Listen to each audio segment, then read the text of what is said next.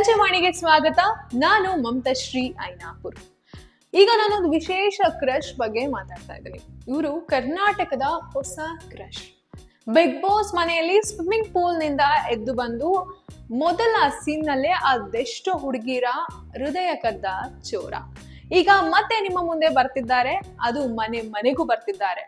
ಅದು ಯಾರು ಅಂತ ಯೋಚನೆ ಮಾಡ್ತಿದ್ದೀರಾ? ಸೋಷಿಯಲ್ ಮೀಡಿಯಾದಲ್ಲಿ ಈ ವಿಚಾರವೇ ಸಖತ್ ವೈರಲ್.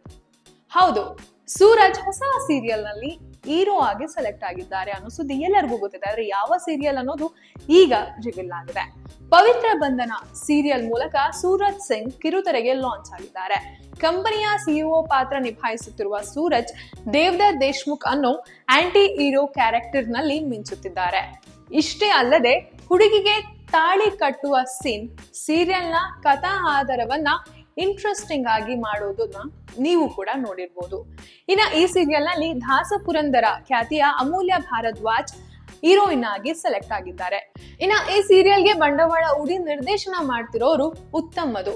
ಇವರು ಈಗ ಆಲ್ರೆಡಿ ಹಲವು TRP ಸೀರಿಯಲ್ಗಳನ್ನ ನಿಮ್ಮ ಮುಂದೆ ಕೊಟ್ಟಿದ್ದಾರೆ. ಇನ್ನ ಈ ಸೀರಿಯಲ್ ಹೇಗೆ ವರ್ಕ್ ಆಗುತ್ತೆ, ಮತ್ತೆ ಸೂರಜ್ ಸಿಂಗ್ ನಿಮ್ಮೆಲ್ಲರ ಹೃದಯ ಹೇಗೆ ಕರೀತಾರೆ, ಸೂರಜ್ ಆಕ್ಟಿಂಗ್ ಲೆವೆಲ್ ಹೇಗಿರುತ್ತೆ ಕಾದು ನೋಡ್ಬೇಕು. ಮತ್ತಷ್ಟು ಅಪ್ಡೇಟ್ಗಳಿಗಾಗಿ ನೋಡ್ತಾ ಇರಿ ಸಂಜೆವಾಣಿ.